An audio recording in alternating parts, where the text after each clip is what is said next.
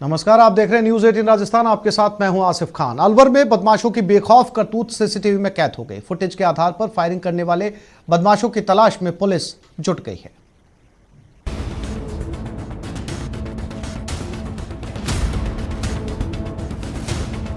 Bike सवार बदमाशों की करतूत, ताबड़तोड़ फायरिंग कर हुए फरार। बाजार में फायरिंग से फैली दहशत। भीड़भाड़ भरे बाजार में तेजी से आती इस बाइक को ध्यान से देखिए। इस बाइक पर सवार उन चारों दहशतगर्दों को भी देख लीजिए जो एक ही बाइक पर सिमट कर बैठे हैं, लेकिन दो के हाथों में पिस्तौल दिख रही है। ये नजारा है अलवर के बानसूर बाजार का, जहां बाइक से पहुंचे बदमाशों ने एक के बाद एक 6 फायर कर दहशत फैला दी। फायरिंग के बाद बाजार में अफरा तफरी मच गई, भगदड़ का माहौल पैदा हो गया, भीड़ जमा हो गई। इस दौरान बदमाशों ने हरिओम गुर्जर नाम के युवक पर हमला किया, जिससे उसके सिर में गंभीर चोट लगी है। बाइक सवार बदमाश दहशत फैलाकर फरार हो गए।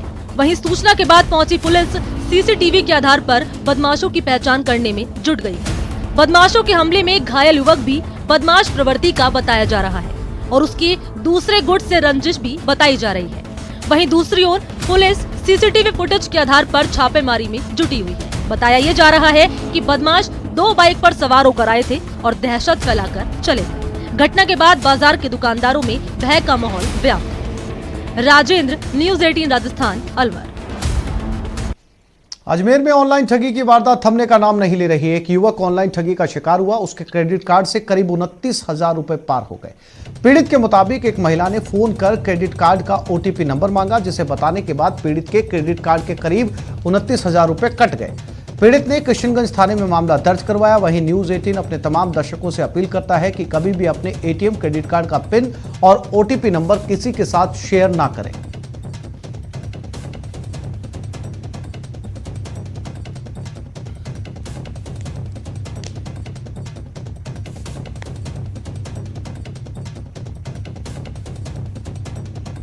आरबीएल बैंक से कॉल आया था मॉर्निंग में and they told me that I am calling from RBL, और उन्होंने जो भी लिमिट वगैरह के बारे में मेरे से डिस्कस किया। उसके बाद उन लोगों ने कोई ट्रांजेक्शन मेरे कार्ड पे किया, अमाउंट था 28,907, जो कि उन्होंने मेरे से ओटीपी मांगा। क्योंकि ओटीपी मैंने इसलिए दिया क्योंकि they are calling from RBL, और उन्होंने मेरा कार्ड का पूरा मतलब नंबर बताया, नाम बताया, सब कुछ बताया। उसके बाद में मैंने उनको ओटीपी दिया और सेम टाइम मेरा अमाउंट डिडक्ट हो गया। और अब बात मौत पर बवाल की। दौसा में युवक की मौत के बाद गुस्साए ग्रामीण कलेक्ट्रेट का घेराव करने पहुंचे और पुलिस के खिलाफ प्रदर्शन किया। उन्होंने आरोपी की जल्द गिरफ्तारी की मांग की। बता दें, खवारावजी गांव के रहने वाले युवक विजेंद्र गुर्जर 16 फरवरी को एक शादी समारोह में भाग लेने के लिए किसी परिचित के साथ गए थे। इसी दौरान रात को विजेंद्र गुर्जर घायल अवस्था में मिले। पुलिस सड़क हादसे में मानकर घायल को दौसा जिला अस्पताल से भर्ती करवाया, जहां उसे जयपुर रेफर कर दिया गया, लेकिन आज उसकी मौत हो गई, जिससे ग्रामीण और परिजन आक्रोशित हो गए और कलेक्ट्रेट के मेन गेट पर कब्जा कर जमकर नारेबाजी की।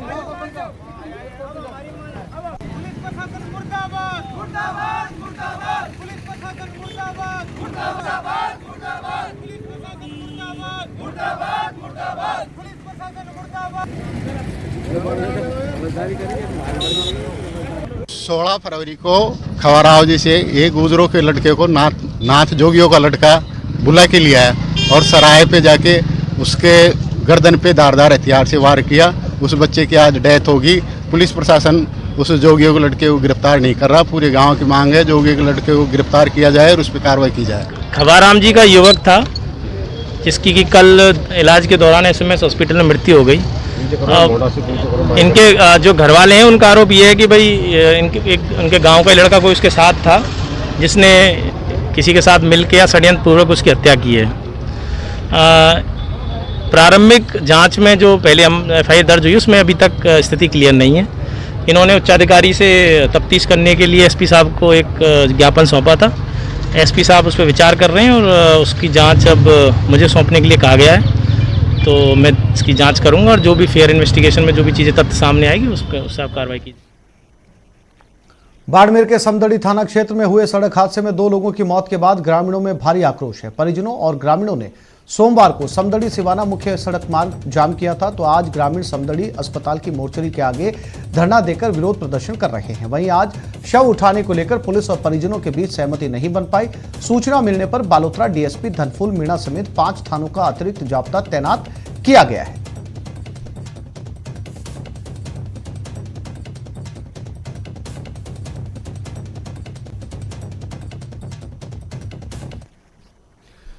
झुंझुनू में मासूमों के साथ दरिंदगी के मामले लगातार सामने आ रहे हैं। पचेरी कला थाना इलाके में 13 साल की बच्ची को 50 साल के अधेड़ ने अपनी हवस का शिकार बनाया, लेकिन वारदात के 10 दिन बीत जाने के बाद भी पुलिस खाली हाथ है, जिसको लेकर लोगों ने पूर्व सांसद संतोष अहलावत के नेतृत्व में पचेरी कला थाने पर प्रदर्शन किया और चेतावनी दी कि अगर 2 दिनों में आरोपी गिरफ्तार नहीं किया जाता तो बेमियादी धरने के साथ रोड को जाम किया जाएगा। जब तक बेटियां समाज में सुरक्षित नहीं होंगी ना, वो बेटी किसी की भी हो, वो संपूर्ण समाज की बेटी है और वो पढ़ाने की बातें तो बाद में आएंगी, सुरक्षा तो पहले होनी चाहिए ना। इस तरह रोज रोज की घटनाओं से शर्मिंदगी होती है, पश्चाताप होता है। ऐसे लोगों को सरेआम मारने का मेरा तो मन करता है। मैं कह रही हूँ, हमने तो बोल दिया है थानेदार जी को, भाई 2 दिन का समय आपको दे रहे हैं, फिर हम सड़क पे बैठेंगे, हमारा कुछ हो जाएगा होगा। और अब बात पूर्व पार्षद की गुंडागर्दी की। कोटा में कार का चालान बनाने को लेकर पुलिस कर्मियों को भारी पड़ गया। कार में सवार पूर्व पार्षद उनके साथियों ने एएसआई से गाली गलौज करते हुए धक्का मुक्की कर हाथापाई की और मारपीट की कोशिश की। इतना ही नहीं, पूर्व पार्षद ने पुलिस कर्मियों पर रौब झाड़ते हुए वर्दी उतरवाने की धमकी दे डाली। कनवास थाना पुलिस ने आरोपी को 2 दिन पूर्व पार्षद सहित 3 को अरेस्ट किया तो एक पूर्व पार्षद की तबियत बिगड़ गई। अचेत अवस्था में पूर्व पार्षद को एमबीएस अस्पताल में भर्ती करवाया गया।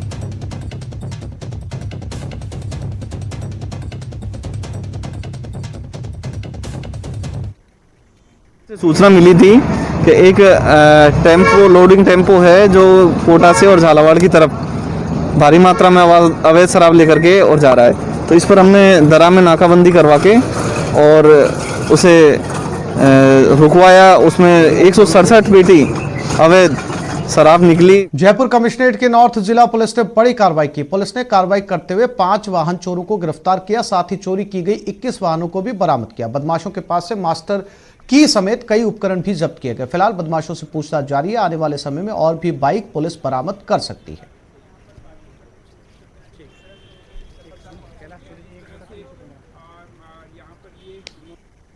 के नॉर्थ जिले के विद्याधर नगर थाना पुलिस ने वाहन चोरों के खिलाफ एक बड़ी कार्रवाई को अंजाम देते हुए 22 वाहनों को न केवल जब्त किया अपितु 5 बदमाशों को इन वाहन चोरी में संलिप्तता पाए जाने पर गिरफ्तार किया। जयपुर के अलावा अलग अलग जिलों से ये लोग वाहन चोरी की वारदातें किया करते थे और कम दामों पर शहर के अंदर बेचा करते थे। कमोबेश ये बाइकें जो आप पिछले कई समय से शहर के अंदर सबसे बड़ी परेशानी जयपुर पुलिस के लिए बनी हुई थी कि अलग अलग जगहों पर बाइक चोरी की वारदातें होती थी और उसके बाद में बदमाश पकड़े नहीं जाते थे और अमूमन ईस्ट जिले के अंदर ये सबसे ज़्यादा घटनाएं देखी जाती थी। लेकिन यहाँ पर उत्तर जिला की पुलिस द्वारा ये बड़ी कार्रवाई है और इस बड़ी कार्रवाई के तहत ये 22 बाइकें और इसके अंदर कुछ स्कूटी सम्मिलित हैं, जिसके अंदर 5 पावर बाइक भी शामिल हैं। इन सभी को यहाँ पर न केवल जब्त किया गया, इन बदमाशों को भी यहाँ पर गिरफ्तार किया गया। बहरहाल पूरा इन्वेस्टिगेशन का पार्ट ये है कि अब आने वाले समय के अंदर और कौन कौन से जगहों पर इनके द्वारा बाइकें चोरी की छिपाई गई है उस पर काम करना बाकी है। उम्मीद है कि इसी प्रकार से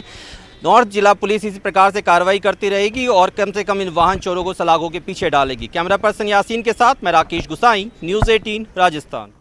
और अब बात कोटा की, जहां पुलिस ने अवैध शराब के खिलाफ बड़ी कार्रवाई की। पुलिस ने पिकअप में भरी 167 अवैध शराब की पेटियां जब्त की। बरामद अंग्रेजी शराब की कीमत 5 लाख रुपए बताई जा रही है। इसी दौरान कनवास थाना पुलिस ने आरोपी को भी गिरफ्तार किया। पुलिस के मुताबिक पिकअप गाड़ी कोटा से झालावाड़ की तरफ जा रही थी, तभी पुलिस ने कार्रवाई करते हुए आरोपी को गिरफ्तार कर लिया। फिलहाल कनवास थाना पुलिस पूरे मामले की जांच कर रही है। ये अवैध शराब के संबंध में हमें मुखबिर से सूचना मिली थी कि एक टेम्पो, लोडिंग टेम्पो है जो कोटा से और झालावाड़ की तरफ भारी मात्रा में अवैध शराब लेकर के और जा रहा है। तो इस पर हमने दरा में नाकाबंदी करवा के और उसे रुकवाया। उसमें 167 पेटी अवैध शराब निकली।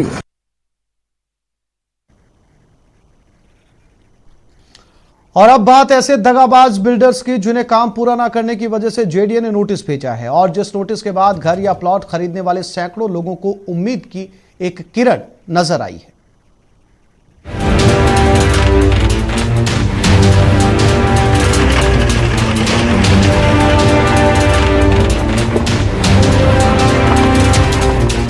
जो सड़क नजर आ रहा है, इसी सड़क के विकास का सपना दिखाकर प्राइवेट बिल्डर्स ने यहां कॉलोनियां काटी थी, प्लॉट बेचे थे।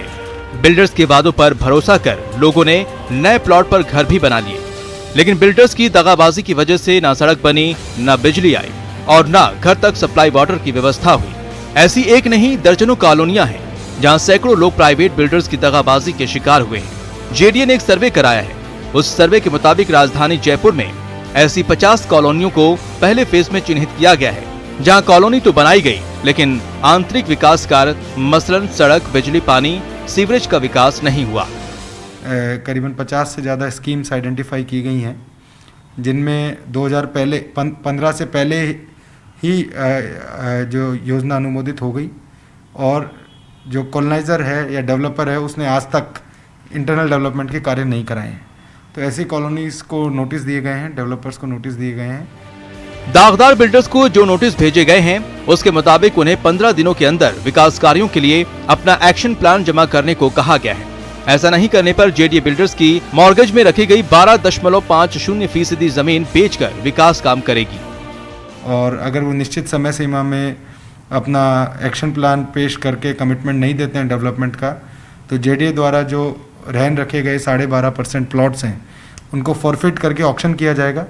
उसका अलग से अकाउंट मेंटेन किया जाएगा और जो भी राशि उससे प्राप्त होगी वो उसी योजना में इंटरनल डेवलपमेंट में यूज़ की जाएगी। बिल्डर्स की ठगी के शिकार हुए लोगों की शिकायतों के बाद जेडीए ने दगाबाज बिल्डर्स के खिलाफ शिकंजा कसना शुरू कर दिया है और जेडीए की सख्ती के बाद अब बिल्डर्स प्लॉट लेने वाले लोगों से दगाबाजी नहीं कर पाएंगे। घर बेचने के बाद बिल्डर्स अधूरा काम छोड़कर जा नहीं सकेंगे। हर हाल में बिल्डर्स को कॉलोनी का विकास कार्य करवाना होगा। कॉलोनी में मूलभूत सुविधाओं की जिम्मेदारी बिल्डर्स को उठानी होगी। जेडीए जिस तरह की सख्ती दिखा रहा है उससे साफ है कि अब वैसे बिल्डर्स का बचना मुश्किल हो जाएगा जो प्लॉट का पैसा मिलते ही वादा खिलाफी शुरू कर देते थे, बहाना बनाकर टाइम पास करते थे और फिर गायब हो जाते थे। Lovely Wadhwa, news 18 Rajasthan, Jaipur. किसानों की आय दोगुनी करने की बात मोदी सरकार लगातार कर रही है और इन दिनों किसान और सरकार के बीच कृषि कानून को लेकर टकराव की स्थिति बनी हुई है। लेकिन इस बीच दौसा के किसान ने कमाल कर दिखाया। उसने अपनी आय दोगुनी नहीं बल्कि 5 गुनी करी है। देखते हैं इस रिपोर्ट में। कृषि में कर दिया कमाल, लगाया नींबू का बगीचा, बगीचे से मुनाफा 5 गुना और छाजू राम का बेमिसाल काम।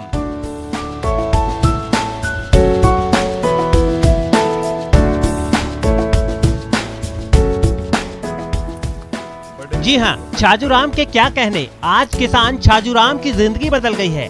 कभी आर्थिक तंगी से जूझ रहे थे, परिवार का खर्चा चलाना भी मुश्किल हो गया था, लेकिन छाजू राम ने हार नहीं मानी और कृषि में कमाल कर दिया। पारंपरिक खेती को छोड़ा और नई तकनीकी को अपनाया और नतीजा आपके सामने है। नींबू का बगीचा लगाकर छाजू राम ने अपनी सालाना आय को दोगुनी नहीं बल्कि 5 गुना कर लिया है। आप भी सुनिए कामयाबी की कहानी छाजू राम की जुबानी। 90% फायदा मिल गया मेरे को। ड्रिप लगवाई जी, पौधा लगवाया सभी भाग ये सब इन लगा फिर 1 साल का 10 लाख रुपया दे मैंने खूब मुनाफा मिल रहा। गेहूं सब करबो बंद कर दिए मत केवली कबर सही चोर। अब आप सोच रहे होंगे कि छाजू राम ने ऐसा क्या कर दिया जिससे ये चमत्कार हो गया। तो बता दें कि इसके लिए उन्होंने दौसा कृषि विभाग और उद्यान विभाग की मदद ली। अधिकारियों की सलाह पर नींबू का बगीचा लगाया। अधिकारियों ने राष्ट्रीय कृषि विकास योजना के तहत 50% का अनुदान दिया। अधिकारियों ने योजना के तहत नींबू के पौधे उपलब्ध कराए। बूंद बूंद सिंचाई योजना के तहत ड्रिप सिस्टम के लिए भी 70% अनुदान दिया। अनुदान से छाजू राम ने खेत में 1000 नींबू के पौधे लगाए। किसान भाई जो परंपरागत खेती है उसको छोड़ करके अब धीरे धीरे उद्यान विभाग और कृषि विभाग के अधिकारियों के माध्यम से अपने फलदार बगीचों की तरफ आ रहे हैं और फलदार बगीचे लगाने पे RKY योजना है उद्यान विभाग के माध्यम से संचालित है, उसमें 50% का अनुदान वर्तमान में दिया जा रहा है। साथ ही ड्रिप लगाना भी इसमें अनिवार्य रहता है, बूंद बूंद सिंचाई, उस पे हमारे विभाग के माध्यम से 70% तक अनुदान दिया जा रहा है। साल 2013 में किसान छाजू राम ने पारंपरिक खेती के बजाय बगीचे में हाथ आजमाया और उसके बाद से ही छाजू राम की जिंदगी बदल गई है। लेकिन तारीफ करनी होगी दौसा कृषि विभाग और उद्यान विभाग की, जिनकी अच्छी सलाह ने किसान की आय में जबरदस्त बढ़ोतरी करवा दी। तो इंतजार किस बात का है। अगर आप भी किसान हैं तो छाजूराम का फलसफा आज ही आजमाइए और मुनाफा वाला फल पाइए। आशीष शर्मा, न्यूज़ 18 राजस्थान, दौसा।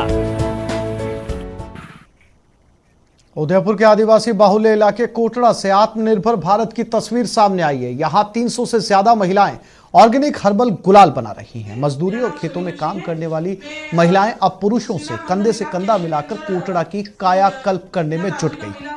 बता दें कि हर्बल गुलाल बनाने के लिए फूल और पत्तियों का इस्तेमाल किया जाता है। हरे रंग के लिए रिजका, लाल रंग के लिए चुकंदर, गुलाबी के लिए गुलाब के फूल, पीले रंग के लिए पलाश के फूलों का मिश्रण तैयार कर गर्म पानी में उबाला जाता है और बाद में ठंडा करके अरारोट के आटे को मिलाकर मिक्सर में पीसकर सुगंधित अर्क डालकर हर्बल गुलाल तैयार किया जाता है। इतना ही नहीं, महिलाएं प्रचार के लिए सोशल मीडिया का सहारा भी ले रही हैं।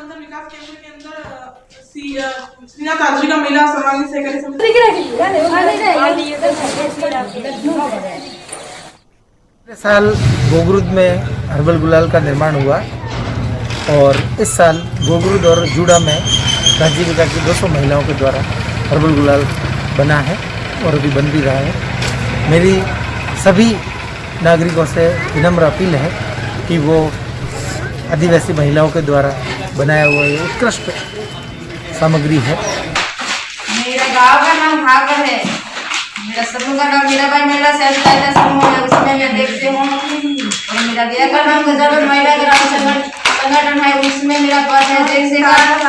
मेरा सिलम का नाम है राजविका महिला सर्वाणी सरकारी सार्वजनिक रेजिडेंट मंगवास, उसमें मेरा पद है इसी का। तो इस बुलेटिन में फिलहाल इतना ही। अपने पसंदीदा चैनल न्यूज़ 18 राजस्थान की ताजा तरीन खबरों को देखने के लिए आप विजिट कर सकते हैं हमारी वेबसाइट news18rajasthan.com पर। नमस्कार।